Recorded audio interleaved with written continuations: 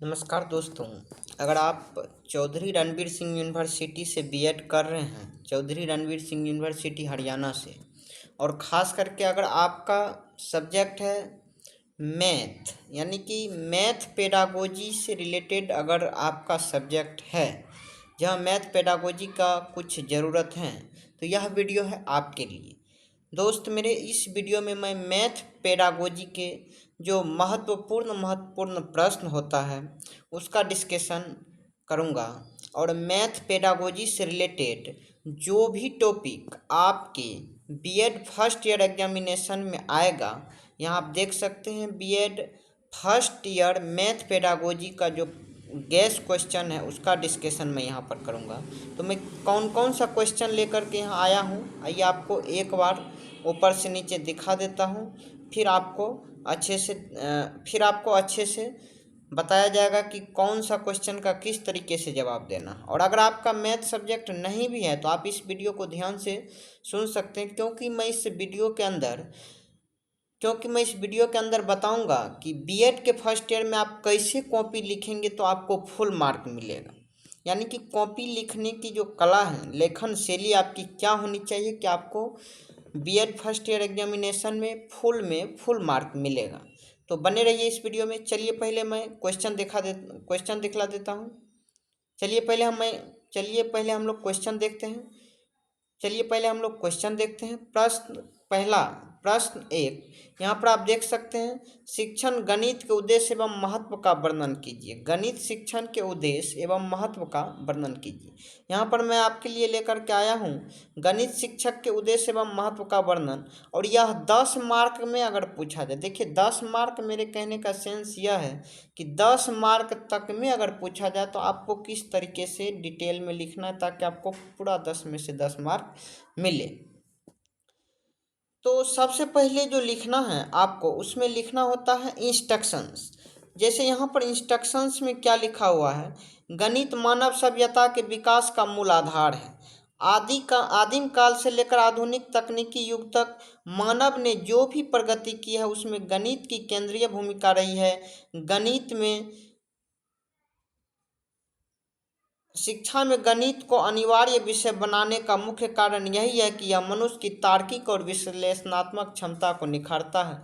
Napoleon ने कहा था, गणित की उन्नति के साथ ही देश की उन्नति का घनिष्ठ संबंध है। देखिए दोस्त, यहाँ पर जो मैं लिखा हूँ नेपोलियन ने कहा था, यह नेपोलियन ने कहा था का यहाँ क्या अर्थ है कि आपको अगर कुछ ऐसा टॉपिक याद है कि जैसे गणित को लेकर के कोई जो विचारक थे वह क्या तथ्य दिए थे, तो अगर आप उसको शामिल करिएगा तो हो सकता है आपको कुछ एक्स्ट्रा मार्क मिलने की संभावना बढ़ जाती है। जैसे मैं यहाँ पर लिखा हूँ कि नेपोलियन ने कहा था, गणित की उन्नति के साथ ही देश की उन्नति का घनिष्ठ संबंध है। यानी कि जहाँ गणित का उन्नति होगा वहाँ ही देश के उन्नति का घनिष्ठ संबंध है।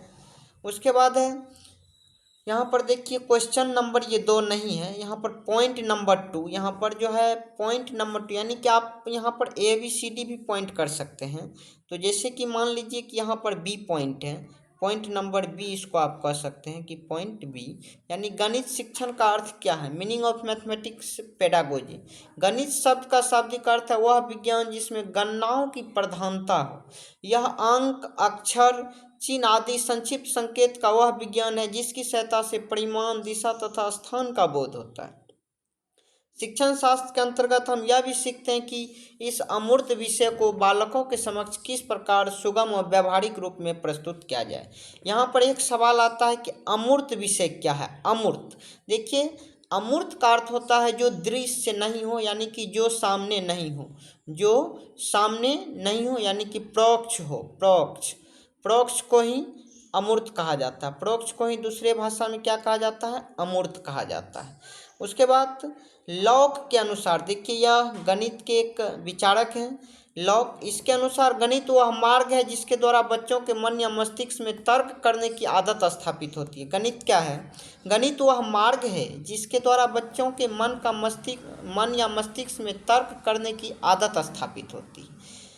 और मैं तीसरा पॉइंट इसमें जैसे लिखूंगा, आप 3, 4, 5 पॉइंट डाल सकते हैं। अगर आप 5 पॉइंट डाल देते हैं, मान के चलिए कि 1 पॉइंट डाल देते हैं तो आपका 2 मार्क पक्का हो जाता है। अगर आप 5 पॉइंट डाल दीजिएगा इस तरह से तो आपका 10 मार्क पक्का हो जाएगा। जरूरी नहीं है कि आप 4-5 पेज में लिखिएगा तभी आपको पूरा मार्क मिलेगा। गणित शिक्षण के उद्देश्य क्या है? Objective of teaching mathematics. देखिए, ब्लूम के शैक्षणिक उद्देश्यों के वर्गीकरण के अनुसार गणित शिक्षण के मुख्य 3 उद्देश्य।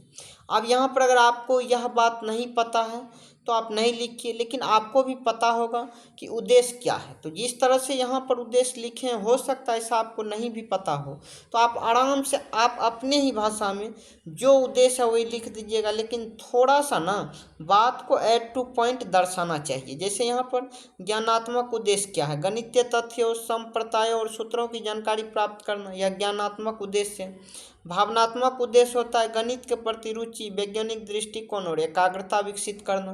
क्रियात्मक उद्देश्य क्या है? सीखे गए गणितीय ज्ञान का दैनिक जीवन की समस्याओं को सुलझाने में व्यावहारिक प्रयोग करना। और इस तरह से 2 पॉइंट बन गया, 3 पॉइंट बन गया। और जब मेरा चौथा पॉइंट है यहाँ पर, आप इसको डी लिख सकते हैं, क्योंकि क्वेश्चन नंबर में जब हम 1, 2, 3, 4 लिखेंगे तो पॉइंट में ABCD करना ज़्यादा अच्छा रहेगा। उसके बाद है मानसिक विकास में महत्व। गणित पढ़ने से क्या होता है? मुख्य रूप से जो मस्तिष्क होता है, दिमाग होता है, माइंड, वह माइंड क्या होता है? विकसित होता है। माइंड ही विकसित होता है ना। मैथ पढ़ने का क्या मतलब है? मैथ के अंतर्गत, गणित के अंतर्गत बच्चों को आप क्या सिखाते हैं, या आप जब गणित पढ़े तो आपको क्या लाभ हुआ? आपका जो सोचने का तरीका है, जो बुद्धि है, वो एक अलग तरीका का हुआ, अर्थात आप ज़्यादा डीप में कोई चीज़ को सोच सकते हैं और समझ सकते हैं। ऐसा नहीं है कि जो गणित नहीं पढ़ा वो ज़्यादा डीप में नहीं सोच समझ सकता है, लेकिन उसका जो कैलकुलेशन है वह थोड़ा सा मतलब इस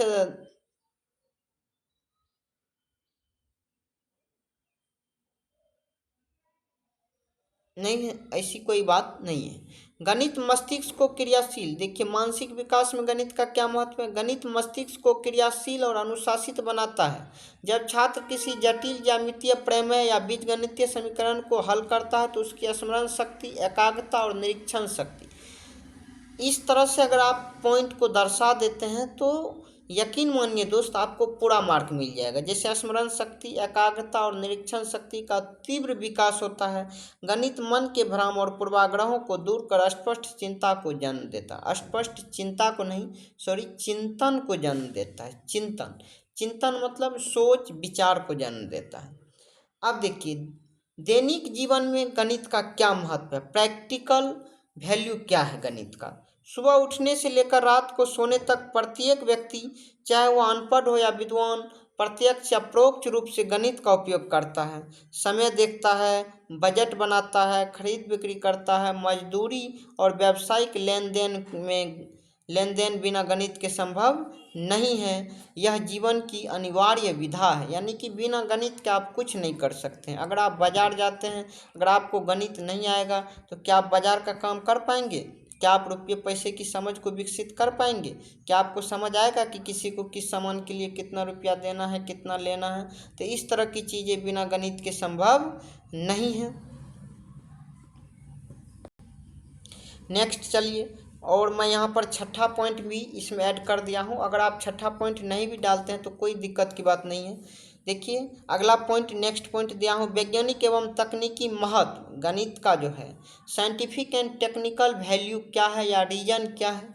तो कह रहा है गणित पढ़ने का रीजन, गणित को सभी विज्ञानों का सिंह द्वार और कुंजी कहा गया है। इसे आप कह सकते हैं कि गणित को सभी विज्ञानों का जनक कहा गया है, फादर कहा गया। क्यों? क्योंकि गणित के बिना खास करके जो फिजिक्स है और केमिस्ट्री है और कंप्यूटर, यानी कि इंजीनियरिंग से रिलेटेड कोई भी जो सब्जेक्ट है वह बिना गणित के कभी भी संभव नहीं है। और इसका जो है इंजीनियरिंग का अस्तित्व गणितीय गणनाओं पर ही टिका है। आधुनिक युग का उपग्रह, प्रक्षेपण, एआई और डिजिटल अर्थव्यवस्था पूरी तरह से उन्नत गणित पर आधारित है। अभी आप जो देख रहे हैं एआई, जैसे चैट जीपीटी, जेमिनी एआई, इस तरह के ढेर सारे जो भी एआई है वह सब किस पर आधारित है? वह सभी गणित पर ही तो आधारित हैं। बिना गणित का कोई भी क्या बिना गणित का क्या कभी कोई एआई काम कर सकता है क्या? नहीं कर सकता है। अब देखिए इसमें सामाजिक महत्व, सोशल वैल्यू में डाल दिया हूँ, जो कि आखिरी पॉइंट है, यानी कि गणित से हमारे समाज में क्या लाभ होता है। समाज के सुचारू संचालन के लिए नियमों, व्यवस्था और न्याय प्रणाली में सटीकता आवश्यक है, जो गणितीय सोच से आती है। व्यापार, उद्योग और सहकारिता जैसे सामाजिक संस्थाएं गणित या अनुशासन पर ही टिकी है। और लास्ट में यह जो मेन पॉइंट है कंक्लूजन, इसे अति आवश्यक डाले। इसमें पॉइंट देना, ये नंबर देना ज़्यादा जरूरी नहीं है। आप सिर्फ लिखिएगा निष्कर्ष या कंक्लूजन, दोनों में से कोई एक या दोनों चीज़ लिखते हैं तो बहुत अच्छा है। तो यहाँ पर आप क्या करिएगा, इसका जो कंक्लूजन है, कुल मिलाकर के गणित शिक्षण से क्या लाभ है, वही चीज़ को लिखना है। तो उपरोक्त विवरण से स्पष्ट है कि गणित केवल अंकों का खेल नहीं बल्कि जीवन जीने की एक पद्धति है। यह तार्किकता और सत्यनिष्ठा को बढ़ावा देता है। अतः विद्यालय स्तर पर इसका प्रशिक्षण अत्यंत प्रभावी और व्यावहारिक होना चाहिए ताकि बालक का सर्वांगीण विकास हो सके। देखिए डेवलपमेंट के लिए मैथमेटिक्स बहुत ही आवश्यक है। चलिए मैं अब चलता हूँ नेक्स्ट क्वेश्चन की तरफ। नेक्स्ट क्वेश्चन नंबर 2 यह है कि आगमन एवं निगमन विधि में अंतर स्पष्ट करते हुए उनके गुण दोष को लिखिए। देखिए मैथ पेडागोजी में जो यह प्रश्न है, यह खास करके चौधरी रणवीर सिंह यूनिवर्सिटी और दूसरे यूनिवर्सिटी में भी बीते गत वर्ष यानी कि 2023 से लेकर के 2025 के बीच में करीब करीब 2 से 3 बार इस प्रश्न को पूछा गया है। आप क्वेश्चन बैंक अगर कहीं से अवेलेबल हो तो निकलवा करके देख सकते हैं। तो सबसे पहले आगमन एवं निगमन विधि को बताने के लिए हमको इसमें इंस्ट्रक्शंस क्या लिखे हम वो ध्यान दीजिए कि आगमन विधि और निगमन विधि है क्या। बस इसका एक जो मोटा सा एक कह सकते हैं कि एक जो मेरा पॉइंट ऑफ व्यू है कि आगे मैं क्या बताने वाला हूँ इस विषय में, उस बात को हमें यहाँ पर प्रस्तावना के तहत लिखना होता है। अगर आप प्रस्तावना दे करके लिख रहे हैं तो और अच्छी बात है, अगर आप नहीं दे रहे हैं तो हो सकता है कि उतना स्पष्ट नहीं हो। तो मेरा माने तो प्रस्तावना दे करके ही लिखिएगा, और जितना आप लाइन बाय लाइन और पॉइंट बाय पॉइंट लिखिएगा आपको उतना ज़्यादा मार्क मिलेगा। देखिए प्रस्तावना में क्या लिखे हैं, गणित शिक्षण को प्रभावी, रोचक और तर्क संगत बनाने के लिए विभिन्न शिक्षण विधियों का प्रयोग किया जाता है। इसमें आगमन विधि और निगमन विधि, देखिए आगमन और निगमन विधि क्या होता है, जैसे किसी प्रश्न का उदाहरण पहले दे करके प्रश्न के विषय में बताना, या फिर पहले प्रश्न का उत्तर दे दिए और बच्चे को समझाने के लिए जब हम उदाहरण देंगे बाद में। तो यही जो 2 विधि हैं, एक में पहले उदाहरण देना और एक में बाद में उदाहरण देना, वही आगमन और निगमन विधि कहलाता है। आइए डिटेल से देखते हैं। सबसे प्राचीन, प्राथमिक और महत्वपूर्ण विधि, ये दोनों विधि एक दूसरे की पूरक है और गणित के जटिल संप्रदायों को समझने में रीढ़ की हड्डी का कार्य करता है। तो कैसे, देखिए आगमन विधि क्या है, इंडक्टिव मेथड क्या है। इस विधि में बालक के सामने पहले विशेष उदाहरण प्रस्तुत किए जाते हैं। आगमन मतलब आगे, पहले आगे उदाहरण दे देना है और फिर उसको सवाल के विषय में बताना है। जैसे कि उसको हम दिखा दिए कि देखो 2 + 4 6 हुआ, तो यहाँ पर पहले हम उदाहरण आपको अभी दिए कि देखो 2 + 4 क्या होता है, 6 होता है।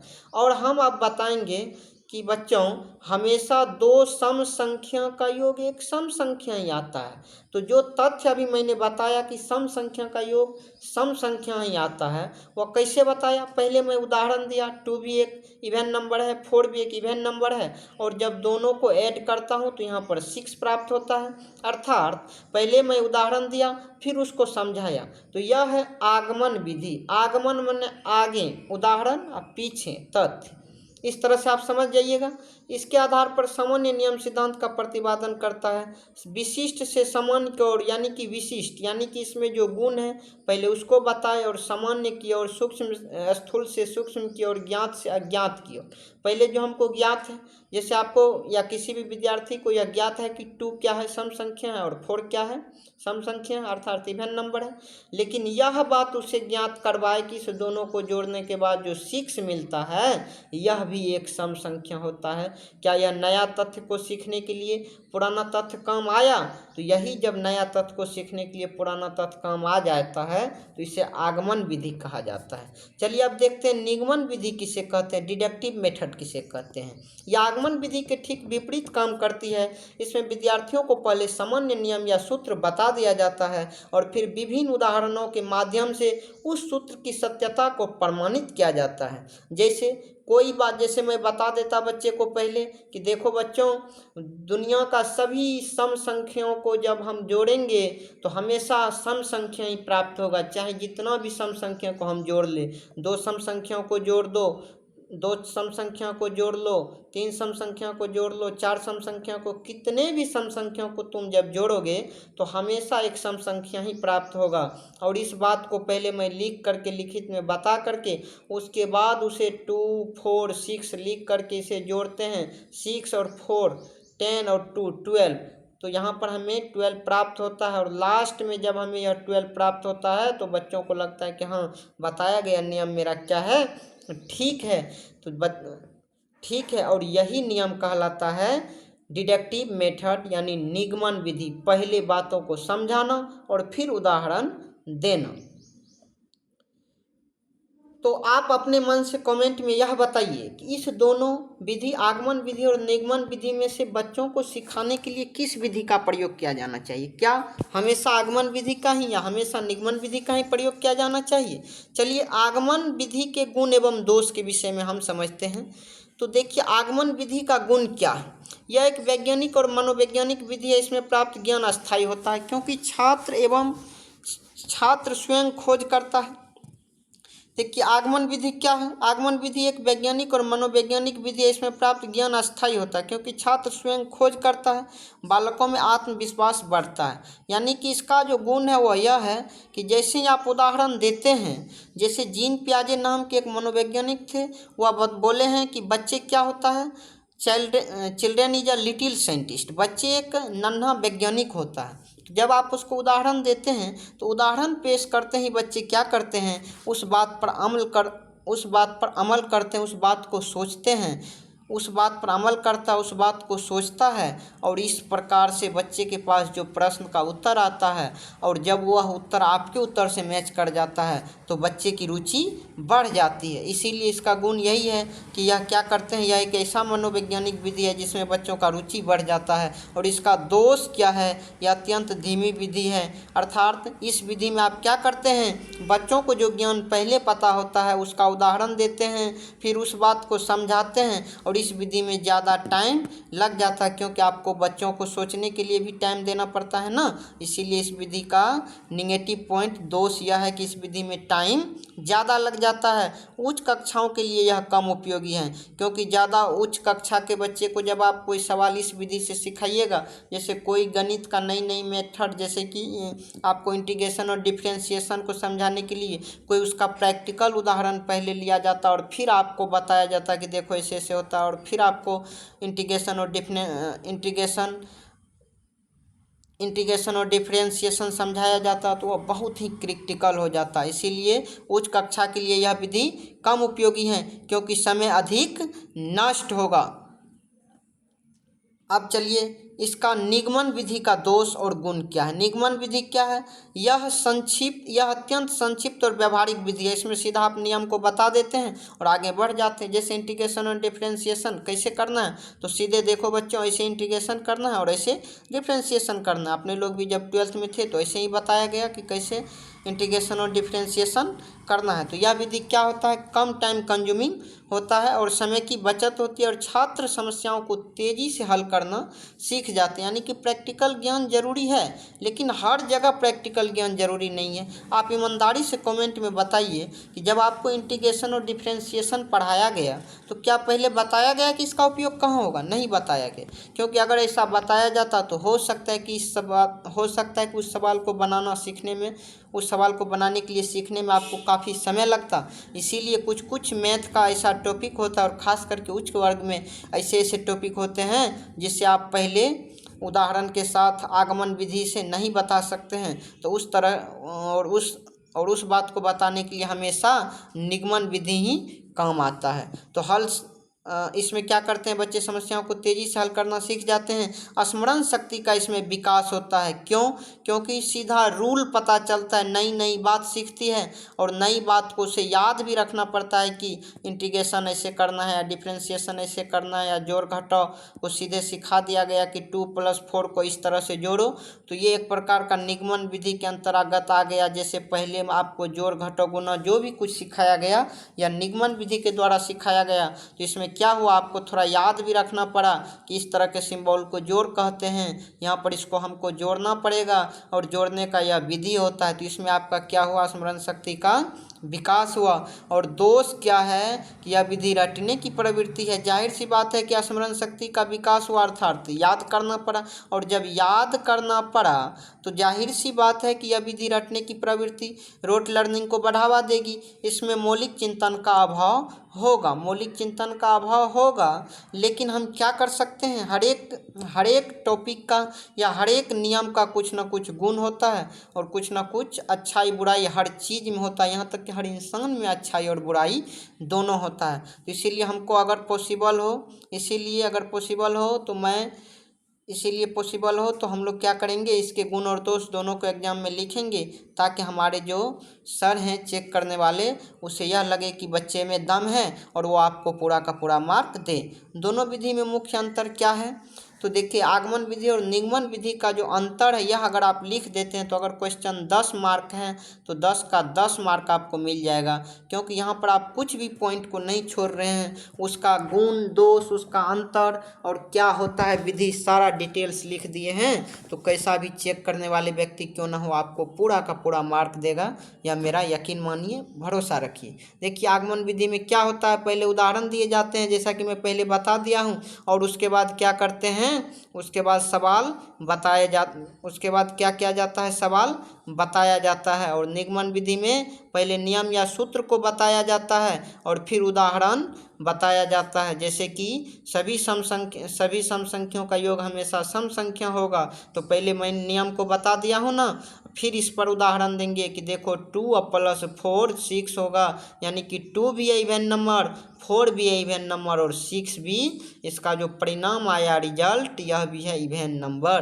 तो ये आ जाएगा निगमन विधि के अंतर्गत। यह खोज का मार्ग है, बालक सक्रिय रहता है। कौन? आगमन विधि खोज का मार्ग है। और children is a little scientist, अगर इस बात को ध्यान में रख के पढ़ाना हो तो हमेशा आगमन विधि का प्रयोग करेंगे, और ख़ास करके जब छोटे बच्चे को पढ़ाना हो तो आगमन विधि का ही प्रयोग करना ज़्यादा बेटर रहेगा। और जो निगमन विधि है या उच्च क्लास के बच्चे को कोई टॉपिक को समझाना आगमन विधि से जटिल होगा, उस टॉपिक को ही निगमन विधि से बताएंगे। यह मनोवैज्ञानिक विधि है और यह अमनोवैज्ञानिक विधि है। क्यों? क्योंकि यह उतना अच्छा विधि नहीं है। तो सबसे अच्छा विधि किसे कहा जाता है? आगमन विधि को। और निगमन विधि अच्छा नहीं है क्या? ऐसा नहीं कह सकते हैं। आगमन विधि इतना हेल्पफुल नहीं है बच्चे के लर्निंग के लिए इसमें, लेकिन इसका गुण दोष जो था उसी को यहाँ आकर के आप लिख दीजिएगा तो इसका अंतर बन जाएगा। बस ये दिमाग का थोड़ा सा टेक्निकली खेल है, इतना आप कर ही सकते हैं। इसका जो कंक्लूजन है, देखिए गणित शिक्षण के दृष्टि से दोनों विधि का अपना स्वतंत्र महत्व है। वास्तव में आगमन विधि निगमन विधि की पूर्वगामी है। क्या कहा गया है? आगमन विधि क्या है? निगमन विधि की पूर्वगामी है। यानी कि जब तक पॉसिबल हो हमें आगमन विधि से पढ़ाया जाना चाहिए, और जो चीज़ पॉसिबल नहीं हो उसी को हमें किस में पढ़ाना चाहिए? निगमन विधि में पढ़ाना चाहिए। जो निगमन विधि है क्या है? निगमन विधि आगमन विधि की पूर्वगामी यानी कि पहले आने वाली है। एक कुशल शिक्षक को चाहिए कि वह नई अवधारणा को समझाने के लिए पहले आगमन विधि का प्रयोग करे और फिर अभ्यास कार्य को गति देने के लिए निगमन विधि का प्रयोग करे। यह बहुत ही इम्पोर्टेंट है, इस बात पर आप ध्यान देंगे। जो निष्कर्ष लिखते हैं ना, कंक्लूजन, तो यह सीधे हमारे 2 मार्क को अप कर देते हैं। जैसे किसी भी तरह से आप उत्तर लिखिएगा और अगर आप उसमें कंक्लूजन को डाल दीजिएगा ना, तो आपका 2 मार्क इंस्टेंट बढ़ जाएगा। चलिए अब नेक्स्ट प्रश्न की तरफ चलते हैं।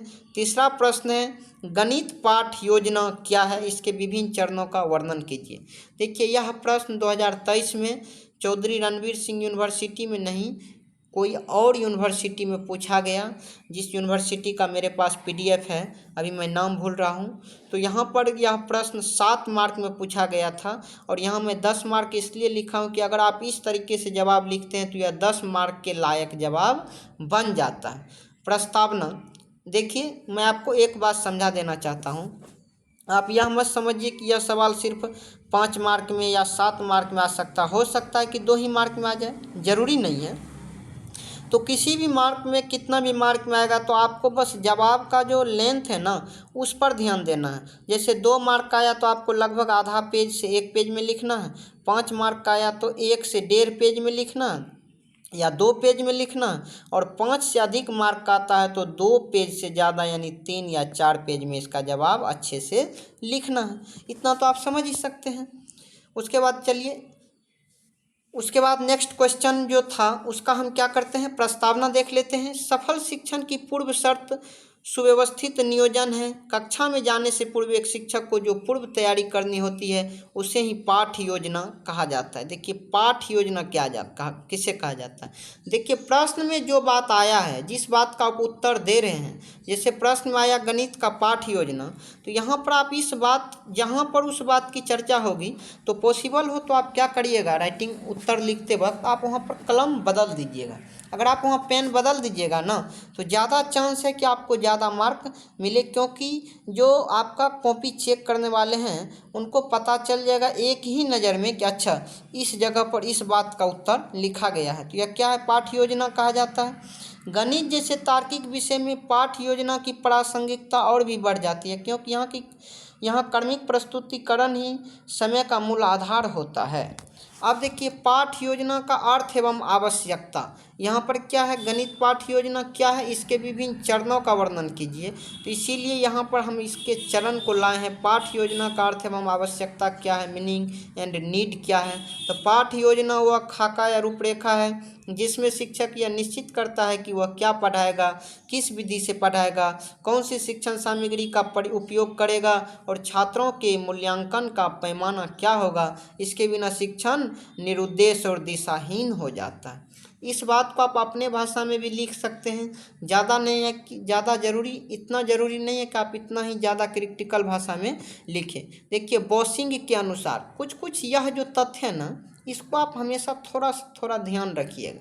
जैसे पाठ योजना से रिलेटेड, गणित शिक्षण से रिलेटेड जब भी कोई बात आएगा तो पाठ का योजना यानी बच्चे को कैसे पढ़ाया जाए, इस तरीका का जब भी कोई सवाल आएगा ना तो आप याद रखिएगा जो बॉसिंग है, बॉसिंग एक मैथमेटिशियन थे और यह बच्चों को पढ़ने के लिए एक मनोवैज्ञानिक तरीका के ऊपर शोध किए हैं।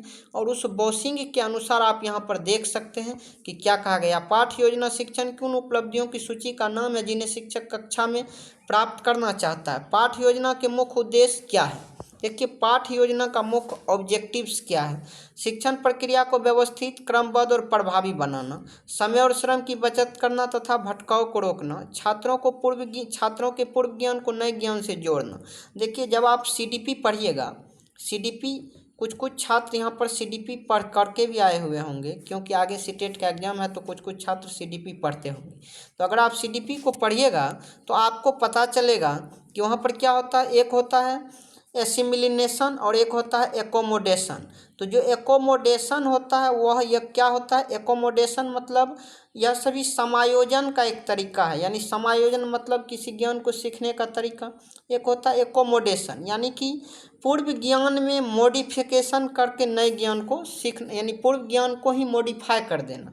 और एसिमिलेशन का अर्थ होता है कि जो पहले से हमको ज्ञान है, जैसे हमको साइकिल चलाना आता है और उसके तर्ज पर हमको क्या करना है, मोटरसाइकिल चलाना सीखना है, तो हमको हैंडल संभालने तो आता ही है, हम एक्सीलरेटर देना और गियर लगाना जैसी काम को सीखेंगे। तो यह हो जाता है आपका एसिमिलेशन। लेकिन एकोमोडेशन क्या होता है, एकोमोडेशन होता है जैसे एक बच्चा है, वो देखा है कि एक हाथी है और हाथी तो बहुत बड़ा होता है और हाथी एक अलग रंग का होता है।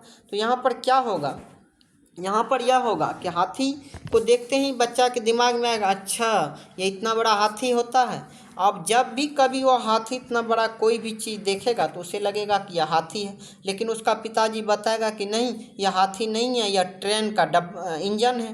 तो फिर बच्चा उस ज्ञान में चेंज करेगा, अच्छा जो वो हाथी होता है बड़ा सा दिखने वाला हर चीज़ हाथी नहीं होता है, हाथी में सूंड होता है लेकिन इसमें सूंड नहीं होता है। तो ये आपका हो जाएगा एकोमोडेशन।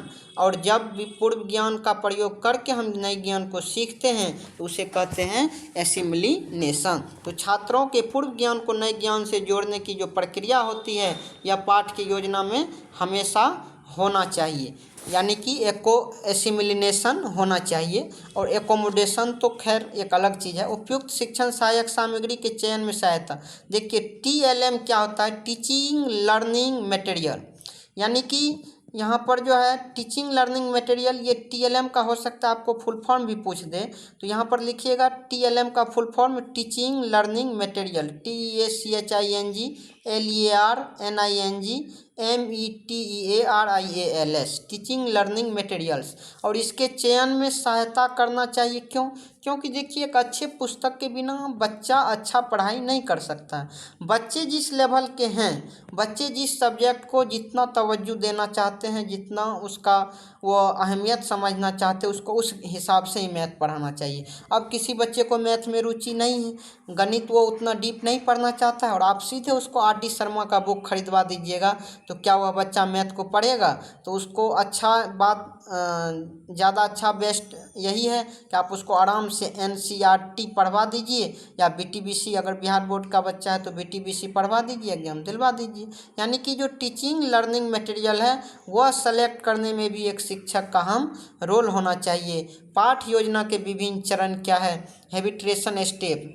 देखिए यह क्या है, प्रसिद्ध शिक्षा शास्त्री हर्बट ने पाठ योजना के 5 मुख्य चरण पंचपदी प्रणाली दिए हैं। यहाँ पर जो हर्बट है, इस हर्बट के बारे में अगर आप नहीं भी जानते हैं तो कोई बात नहीं है, लेकिन आपको जो है ना, ये प्रशिक्षण शिक्षा शास्त्री हर्बट का जो ये मुख्य 5 चरण है जिसे पंचपदी प्रणाली कहते हैं। क्या कहते हैं? पंचपदी प्रणाली। इस प्रणाली के बारे में थोड़ा सा भी ज्ञान कम से कम होना चाहिए कि क्या होना चाहिए आपको, जो आप जो पढ़ाते हैं। तो जब भी आप क्लास में जा कर के पढ़ाना शुरू करते हैं तो क्या सब होना चाहिए? तो सबसे पहले तो आपको बताना चाहिए प्रस्तावना क्या होता है, कि आप अपने बच्चे को बताइएगा कि इसमें शिक्षक क्या करते हैं। 3 से 4 सरल सवाल पूछकर छात्रों के पूर्व ज्ञान की जांच करती है। देखिए यहाँ पर स्पष्ट लिखा गया है कि क्या करते हैं। प्रस्तावना के अंतर्गत विद्यार्थी से जाकर के आप क्या करिएगा, कुछ सवाल जवाब कीजिएगा, और सवाल जवाब के बाद क्या होगा कि बच्चे से जवाब आएगा, और जवाब आने से पता चल जाएगा कि यह बच्चा कितने पानी में है, कितना जवाब दे पा रहा है, कितना जवाब नहीं दे पा रहा है। तो इससे क्या होगा, पढ़ाने की जो एक तरीका है आपको पता चल जाएगा कि हमको कहाँ से शुरू करना है। उसके बाद क्या है, उद्देश्य कथन। शिक्षक विषय की घोषणा करता है। जैसे आज हम त्रिभुज के क्षेत्रफल का अध्ययन करेंगे, जो उद्देश्य है, यानी कि आज के क्लास में हम क्या करने वाले हैं। आज बच्चे के मन में एक प्रश्न होता है कि हमें क्या सिखाया जाएगा आज की इस क्लास में। तो सबसे पहले बच्चे से आप प्रस्तावना कर लिए, यानी इंट्रोडक्शन ले लिए, पूछताछ कर लिए, फिर उसको आप बता दीजिए कि हमको क्या करना है, आज क्लास में क्या सब बताएंगे तुमको।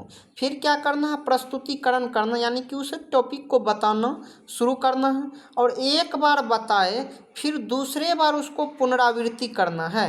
यानी कि एक बार बता दिए, बच्चे को पूछ करके धराधर पीटना शुरू कर दिए, यह कहीं से भी उचित नहीं है। पढ़ाने का सबसे अच्छा तरीका यही है कि आप बच्चे को पहले पूछिए कि आपको क्या आता है, क्या नहीं आता है। उस टॉपिक से रिलेटेड 2-4 बहुत कम नीचे लेवल का प्रश्न पूछिए, फिर धीरे धीरे लेवल को बढ़ाते जाइए, और देखिए कि आपका बच्चा पहले से कितना जानता है। उससे आपको एक अनुमान लग जाएगा कि बच्चे में कितना ज्ञान है और कहाँ से हमको शुरू करना है। जब आप इतना कर लेते हैं तो इसके बाद क्या होगा, आप क्या करिएगा, उद्देश्य बताइएगा कि देखिए आज मैं आपको त्रिभुज या चतुर्भुज या फिर जो भी है, यानी कि सब्ट्रैक्शन मल्टीप्लिकेशन या जो कुछ पढ़ाइएगा वह बात बताइएगा। फिर क्या करिएगा, उस बात का जो रूल है, नियम है कि जोड़ बनाने का एडिशन बनाने का जो नियम है, सब्ट्रैक्शन बनाने का जो नियम है, उसे आप बताइएगा।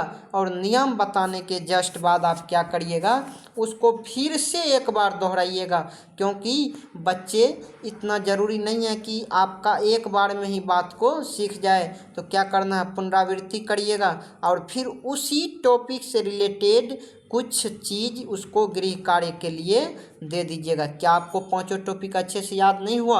आप दोहरा सकते हैं इसको। सबसे पहले क्या करना है, बच्चे को बताना है, यानी बच्चे से प्रश्न पूछना है और फिर बच्चे को बताना है कि आज क्या क्या टॉपिक पढ़ाया जाएगा। फिर क्या करना है, फिर शुरू करना है, जो टॉपिक हमको पढ़ाना है उसको पढ़ा देना है, प्रस्तुतिकरण कहते हैं उसको। और उसके बाद क्या करेंगे, पुनरावृत्ति करेंगे, बताए गए टॉपिक को पुनः फिर से बताएंगे और फिर उसके बाद HW दे देंगे। क्या यह 5 पॉइंट आपको याद नहीं हुआ? अगर नहीं हुआ तो आप एक कॉपी कलम निकालिए और लिख करके एक बार उसे याद कर लीजिए, क्योंकि बहुत ज़्यादा चांस है कि यह प्रश्न से रिलेटेड आपको इस प्रश्न से रिलेटेड कोई ना कोई सवाल आपको एग्जाम में पूछ लिया जाएगा। गणित पाठ्य योजना का महत्व क्या है, इम्पोर्टेंस। देखिए, गणित में अमूर्त प्रत्यय, अमूर्त क्या होता है? अमूर्त मतलब होता है काल्पनिक, जिसे आप कहते हैं कल्पना। जैसे कि गणित में क्या होता है, ज़्यादातर चीज़ तो कल्पना पर ही आधारित होता है। कोई भी चीज़ बच्चे को आप पढ़ाने से पहले एक कल्पना करते हैं कि देखो यहाँ यह है, यहाँ यह है। जैसे कि रेलगाड़ी से रिलेटेड कोई सवाल आप बच्चे को बनवाते हैं कि एक रेलगाड़ी पूरब से पश्चिम दिशा में जा रही है, जबकि आपके सामने तो कोई रेलगाड़ी जा ही नहीं रही है। तो यह जो है कल्पना की चीज़, इसे ही कहते हैं अमूर्त। अमूर्त प्रयत्नों की भरमार होती है। एक सटीक पाठ्य योजना शिक्षक को यह सोचने का अवसर देती है कि वह कठिन सूत्रों को सरल चार्ट, मॉडल या उदाहरण द्वारा कैसे समझाएगा। इसमें शिक्षक का आत्मविश्वास बढ़ता है और कक्षा का अनुशासन बना रहता है। यानी गणित पाठ्य योजना का महत्व क्या है कि जो अमूर्त चीज़ को हम पढ़ाने वाले हैं, तो अमूर्त का तो अंत नहीं है, ढेर सारा हम उदाहरण ले सकते हैं। इसीलिए हमको एक योजना बना करके पहले से ही जाना चाहिए कि बच्चे को कितना पढ़ाया जाए और कितना नहीं पढ़ाया जाए, किस बात के बारे में क्या उदाहरण दिया जाए, ताकि मेरा ज़्यादा टाइम भी कंज्यूम नहीं हो और बच्चे को समझ भी अच्छे से आ जाए। चलिए अब पहुंचते हैं हम कंक्लूजन, निष्कर्ष के ऊपर। संक्षेप में पाठ्य योजना एक कुशल मानचित्र की भांति है जो शिक्षक को उसके गंतव्य तक सुरक्षित पहुंचाती है। गणित शिक्षण की सफलता काफ़ी हद तक एक व्यावहारिक और लचीली पाठ्य योजना के निर्माण पर ही निर्भर करती है। और इस तरह से एक निष्कर्ष यानी कंक्लूजन देने के बाद हम बढ़ जाएंगे आगे। इस सवाल का पूरा जवाब हो चुका है। चलिए हम चलते हैं प्रश्न नंबर 4 पर। गणित शिक्षण में सहायक सामग्री का महत्व समझाइए। देखिए, गणित शिक्षण में सहायक सामग्री जो अभी आपको बताए हम TLM, वही TLM टीचिंग लर्निंग मटेरियल जो होता है उसे ही TLM कहते हैं। कभी कभार टीचिंग लर्निंग मटेरियल को TLM टीचिंग लर्निंग मेथड भी कहा जा सकता है, लेकिन जो शुद्ध है वह है टीचिंग लर्निंग मटेरियल। इससे ऊपर मैं आपको बता चुका हूँ TLM क्या होता है, टीचिंग लर्निंग मटेरियल। देखिए, गणित एक अमूर्त विषय है जिसे केवल अमूर्त शब्द से तो आप परिचित हो ही गए होंगे, हैं एब्स्ट्रैक्ट है, जिसे केवल मौखिक व्याख्यान द्वारा समझना छात्रों के लिए कठिन होता है। अमूर्त प्रयत्न को स्थूल या मूर्त रूप, मूर्त मतलब होता है प्रत्यक्ष प्रमाण देने के लिए जिन उपकरण का प्रयोग किया जाता है उसे शिक्षक सहायक सामग्री कहते हैं, TLM कहते हैं। देखिए, TLM क्या होता है, जैसे किसी एक छोटे बच्चे को आपको जोड़ सिखाना हो तो आप क्या करते हैं, बच्चे को ऐसे बोलते हैं कि देखो बच्चों 2 और 3 को जोड़ो, कितना हुआ, तो नहीं समझता। फिर आप क्या करते हैं, बच्चे के हाथ से पहले 2 उंगली निकलवाते हैं, फिर 3 उंगली निकलवाते हैं और फिर बोलते हैं कि अब जोड़ो तो कितना हुआ, तो बच्चे आराम से जोड़ लेते हैं कि 1 2 3 4 और 5 या 5 हो गया। तो यह इस उंगली का जो अभी हम प्रयोग किए हैं ना, यही उंगली एक प्रकार से आप कह सकते हैं कि TLM हो गए। यानी कि पढ़ाने के लिए जिस भी वस्तु का हम उपयोग करेंगे वह सभी TLM के अंतर्गत आ जाएगा। देखिए, एक चीनी कहावत है, जो मैं सुनता हूँ भूल जाता हूँ, जो देखता हूँ याद कर रखता हूँ, जो करता हूँ समझ जाता हूँ। अर्थात सुना हुआ बात से ज़्यादा देखा हुआ बात रहता है और देखा हुआ बात से ज़्यादा लिखा हुआ बात याद रहता है। जैसे अभी इस क्वेश्चन को मैं आपको बता रहा हूँ तो हो सकता है आप सुन लीजिएगा सिर्फ, तो आपको कुछ याद ज़्यादा नहीं रहेगा, और सुनने के साथ साथ अगर आप अपने से इसको पढ़ते भी जा रहे हैं तो ज़्यादा याद रहेगा। और अगर आप चाहते हैं इस प्रश्न से रिलेटेड, अगर आप चाहते हैं कि इस क्लास का आपको ज़्यादा से ज़्यादा लाभ मिले तो आराम से एक कॉपी और एक कलम लीजिए और इसमें जितना भी क्वेश्चन बताया गया है उसको एक बार आप अपने हाथ से लिख लीजिए। इससे क्या होगा, या अच्छे से याद हो जाएगा। देखिए, सहायक सामग्री के प्रकार क्या हो सकता है। कुछ भी आप अगर सहायक सामग्री लेते हैं ना, TLM लेते हैं, तो वह इसी 4 के अंतर्गत, 3 ही के अंतर्गत आ जाएगा। 3 या 4 तरीके से उसको आप बांट सकते हैं। एक होता है दृश्य सामग्री, विजुअल एड्स। जैसे अभी हम आपको बताए कि उंगली को ऐसे लेकर के दिखा करके आप उन्हें जुड़वा, यानी कि उन्हें आप क्या करते हैं, एडिशन सिखा सकते हैं। तो ये एक प्रकार का विजुअल एड्स हो गया जिन्हें छात्र देख सकता है। और इसके साथ साथ जैसे जियो बोर्ड आता है, पाई चार्ट आता है, गणित मॉडल का, घन घनाभ का, ढेर सारा ऐसा बहुत सारा TLM आता है मार्केट में। या फिर आप बना भी सकते हैं। जैसे कि आपको मान के चलिए लूडो से रिलेटेड कोई भी प्रश्न, यानी कि प्रोबेबिलिटी आपको पढ़ाना है, तो आप वहाँ पर लूडो का एक बड़ा सा गिट्टी बना सकते हैं कार्डबोर्ड की सहायता से।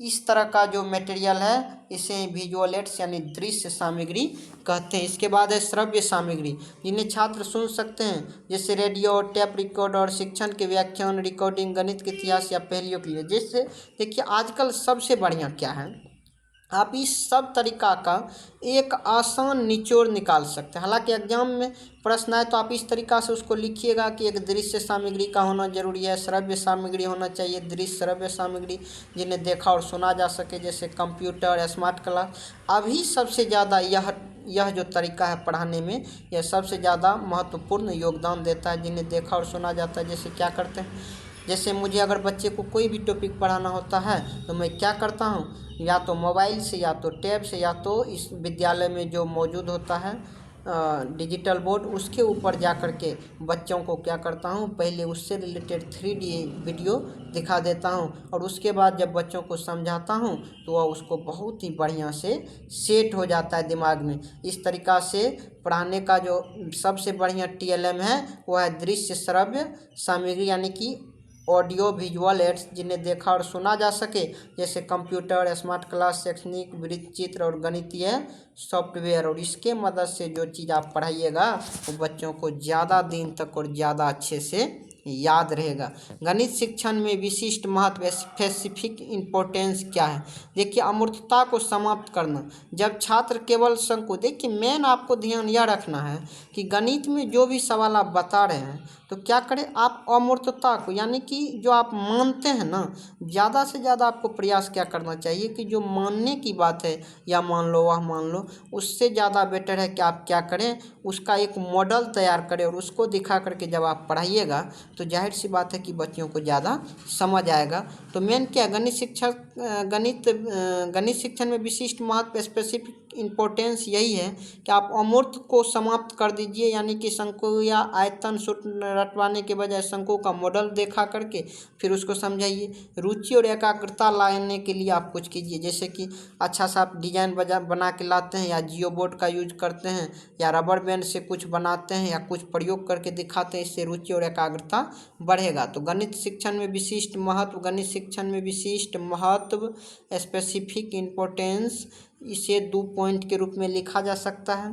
तीसरे पॉइंट के रूप में भी आप लिख सकते हैं, जैसे कि गणित शिक्षक में जिस भी, आप मान के चलिए आपको जैसे क्या करना है, आयतन के बारे में कोई प्रैक्टिकल करके दिखाना है, तो आप क्या लिख सकते हैं कि उदाहरण यहाँ पर आप लिख सकते हैं, प्रयोग द्वारा बताना। क्या लिख सकते हैं, प्रयोग द्वारा बताना। फिर लिख दीजिएगा, गणित में किसी भी टॉपिक को समझाने के लिए हम उसका प्रयोग करके दिखाएंगे। जैसे अगर हमको शंकु और बेलन के आयतन को बताना हो तो एक शंकु लेंगे और बराबर ऊंचाई का ही एक बेलन लेंगे, और इससे इसमें डालेंगे तो 3 बार डालने के बाद यह फुल हो जाएगा। इस तरह से जब आप समझाइएगा तो क्या होगा, बच्चे में समझने की शक्ति बहुत ज़्यादा होती है, याद करने के बजाय, तो आराम से समझ जाएंगे और फिर क्या होगा, वह टॉपिक उसको सदा हमेशा याद रह जाएगा। देखिए, व्यक्तिगत विभिन्नता और समाधान। मंदबुद्धि या पिछड़े बालक जो अमूर्त चिंतन नहीं कर पाते, वे ठोस वस्तुओं को छूकर और देखकर आसानी से सीख जाते हैं। उसके बाद अस्थायी ज्ञान, ज्ञानेंद्रिय आँख और कान का दोनों का जब यूज होने लगता है, जब आप दिखा करके प्रयोग करके पढ़ाते हैं, तो इसीलिए क्या होता है, प्राप्त ज्ञान दीर्घकालिक और अस्थायी हो जाता है, यानी कि लॉन्ग टाइम एंड परमानेंट ज्ञान हो जाता है। उपयोग के मुख्य सिद्धांत, प्रिंसिपल ऑफ यूजेज। देखिए, सहायक सामग्री का चयन करते समय शिक्षक को निम्नलिखित बात का ध्यान रखना चाहिए। सामग्री सीधे शैक्षणिक उद्देश्य और पाठ्य वस्तु से संबंधित होनी चाहिए। यह वस्तु अधिक खर्चीला या जटिल नहीं होना चाहिए। मान के चलिए आपको कोई टॉपिक पढ़ाना हो तो आप क्या करिएगा, आपको अगर मान के चलिए जैसे एक आपको बताए कि इस तरह से आपको घन या घनाभ के बारे में पढ़ाना हो, तो आप क्या करिएगा, लकड़ी का घन और घनाभ बनवाइएगा। तो ये ज़्यादा महंगा भी हो जाएगा और ज़्यादा टाइम कंज्यूमिंग भी हो जाएगा। कब बनवा के लाइएगा, फिर आप कब समझाइएगा। तो इससे आसान उपाय है कि आप क्या करिए, एक थर्माकोल मोटा वाला खरीद के लाइए और इस तरह का मॉडल बना लीजिए, ताकि बच्चों को आसानी से समझा सकिएगा। और इससे क्या होगा कि आप जल्दी कर भी लीजिएगा, वह हल्का भी रहेगा, बच्चे को समझने में आसान भी होगा और इसका कॉस्ट भी क्या होगा, लो होगा। इसका प्रदर्शन सही समय पर होना चाहिए, ना बहुत पहले और ना पाठ खत्म होने के बाद। यानी कि जो चीज़ आप दिखा रहे हैं पहले ही आप दिखा दीजिएगा कि देखो ऐसे है, तो कुछ नहीं समझ पाएगा। और बहुत दिन बाद आप दिखाइएगा उसको ला करके उदाहरण दे करके, तो फिर वह कुछ नहीं समझ पाएगा। इसीलिए आपको चर्चा के बीच में ही जो मूर्त चीज़ है, यानी कि जो चीज़ आप लाते हैं उदाहरण देने के लिए, उसे दिखा दीजिए। गणित का जादुई उपकरण जिसे एबेकस कहते हैं, आप बहुत सारा वीडियो में देखे होंगे, कहा जाता है फिंगर एबेकस या कहा जाता है वैदिक गणित। तो वैदिक गणित या फिंगर एबेकस क्या है? प्राथमिक स्तर पर बच्चों को स्थानीय मान, जोड़ और घटाव सिखाने के लिए एबेकस से बढ़कर कोई दृश्य सामग्री नहीं है।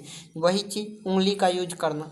बच्चे एबेकस को जल्दी क्यों सीख जाते हैं? क्योंकि उसमें पूरा का पूरा उंगलियों के ऊपर ही जोड़, घटाव, गुणा और भाग, यानी कि एडिशन, सब्ट्रैक्शन, मल्टीप्लिकेशन, डिवीजन सारा चीज़ होता है।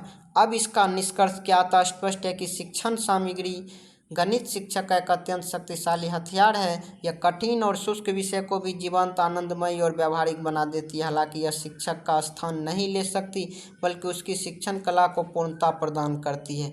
कहने का अर्थ यह है कि आप जब कोई चीज़ उदाहरण लेकर के, कोई वस्तु दिखा करके समझाएंगे, तो इसका अर्थ ये नहीं है कि आप बिना बोले ही उसको सारा चीज़ समझा पाइएगा। वो आपका स्थान कभी नहीं ले सकता है। आप यानी कि आपको जितना समझाना, जितना बोलना है, उतना तो समझाना और बोलना है ही, उसके साथ साथ उस वस्तु को दिखा करके उसे पढ़ाना है। चलिए नेक्स्ट क्वेश्चन देखते हैं, और यह इस वीडियो का लास्ट और अंतिम प्रश्न है। प्रश्न 5, गणित शिक्षण में मूल्यांकन का अर्थ और उद्देश्य क्या है?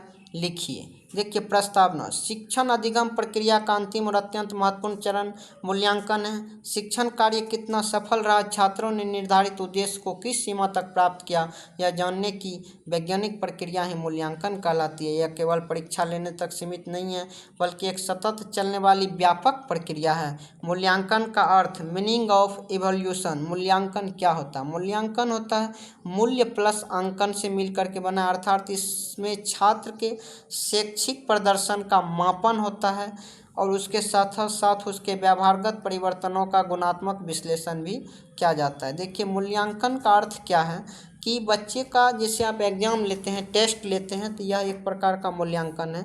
मूल्यांकन का अर्थ होता है मूल्य को आंकना, यानी कि बच्चे कितना पानी में है, अपने भाषा में आप कह सकते हैं।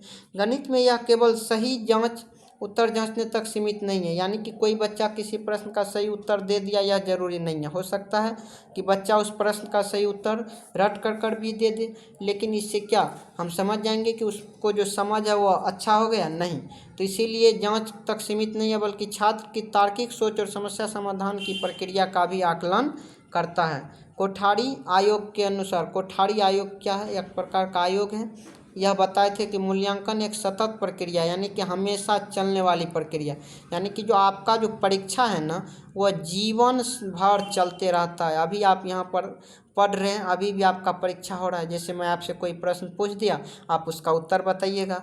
तो जो परीक्षाएं हैं यह जीवन प्रयत्न चलती रहती हैं। यह संपूर्ण शिक्षा प्रणाली का एक अभिन्न अंग है और यह शैक्षणिक उद्देश्यों से घनिष्ठ रूप से संबंधित है। गणित में मूल्यांकन के उद्देश्य क्या है? ऑब्जेक्टिव्स। देखिए, छात्रों की गणितीय प्रगति, क्षमता और कमजोरियों का पता लगाता है।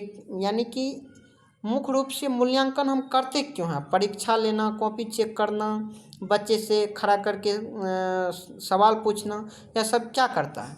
यह करता है प्रगति, क्षमता और कमजोरी का पता लगाता है। शिक्षक को अपनी शिक्षण विधि में सुधार संशोधन के लिए प्रतिपुष्टि प्रदान करता है। छात्रों को अध्ययन के लिए प्रेरित और निर्देशित करता है।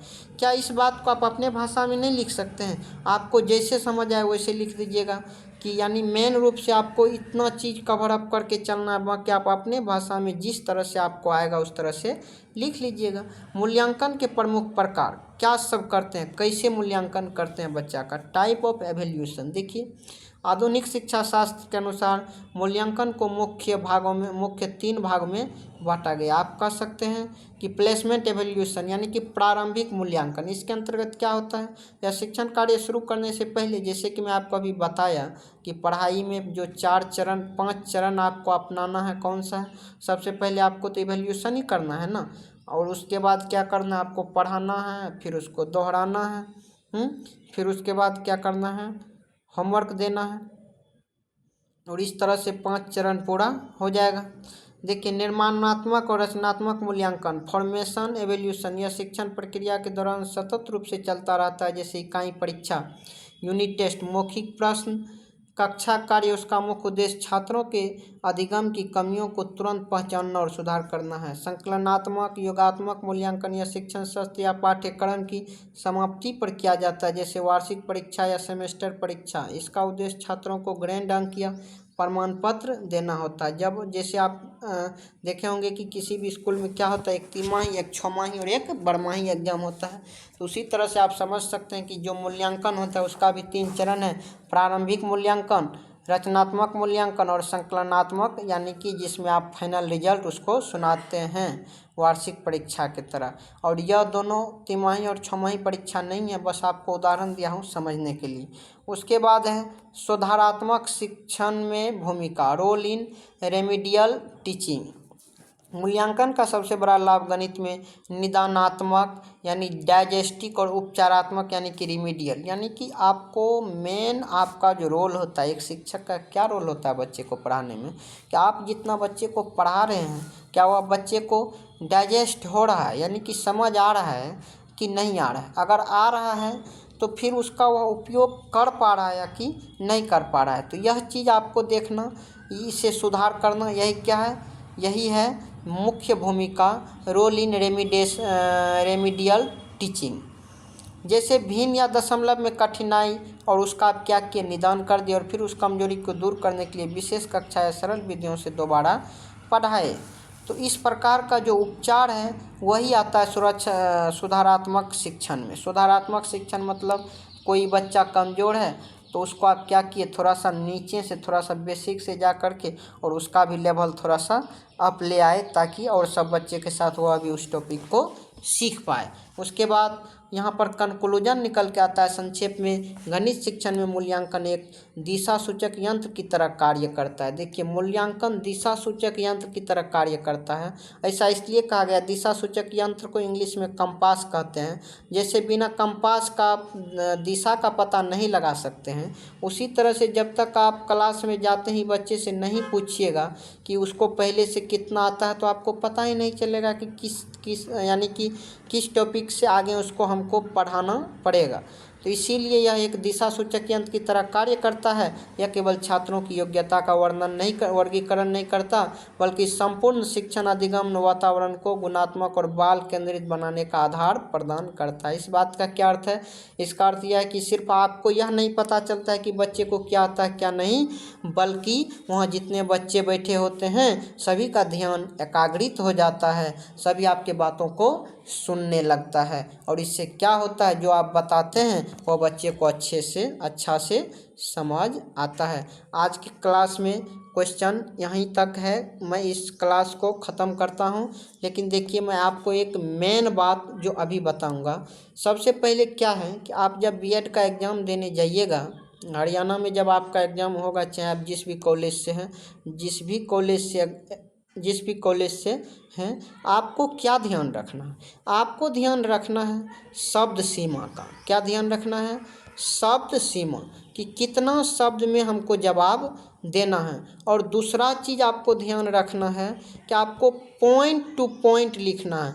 बहुत बच्चे के दिमाग में यह बात होगा कि क्या करेंगे, हम तो बहुत होशियार हैं, हम तो समझवे करते हैं, आराम से हम क्या करेंगे, किसी भी बात को घुमा फिरा के एकदम लंबा चौड़ा 4 पेज में लिख देंगे तो हमको मार्क आ जाएगा। ऐसा कुछ भी नहीं होगा मेरे दोस्त। जब तक आप पॉइंट बाय पॉइंट नहीं लिखिएगा तब तक एग्जामिनर आपको मार्क नहीं देंगे। वह कोई बेवकूफ़ या बिना पढ़ा लिखा नहीं होता है, ठीक है। तो आपको ध्यान क्या रखना है, जैसे मैं इसके बाद भी आपको वीडियो दूंगा तो अब मेन कुछ ऐसे प्रश्न आपसे करवा दूंगा, और बात ही बात में बहुत सारे ऐसी टॉपिक पर चर्चा कर दूंगा जिससे निश्चित रूप से जब भी क्वेश्चन आएगा तो आपको इस क्लास का बात याद आएगा, और उसके आधार पर आप उस प्रश्न का सही से उत्तर दे पाइएगा। इसीलिए आप इस चैनल को सब्सक्राइब करके रख सकते हैं ताकि इसके नेक्स्ट वीडियो जैसे ही अपलोड हो आपको मिल जाए। और मेरे दोस्त, जब तक आपका एग्ज़ाम होगा तब तक मैं आपके साथ हूं।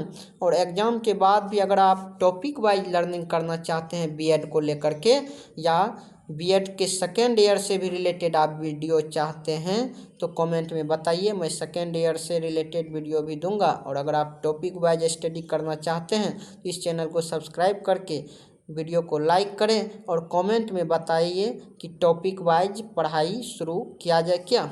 अगर बहुत सारे व्यक्ति का कमेंट आएगा तो मैं निश्चित रूप से टॉपिक वाइज शुरू कर दूंगा। जय हिंद।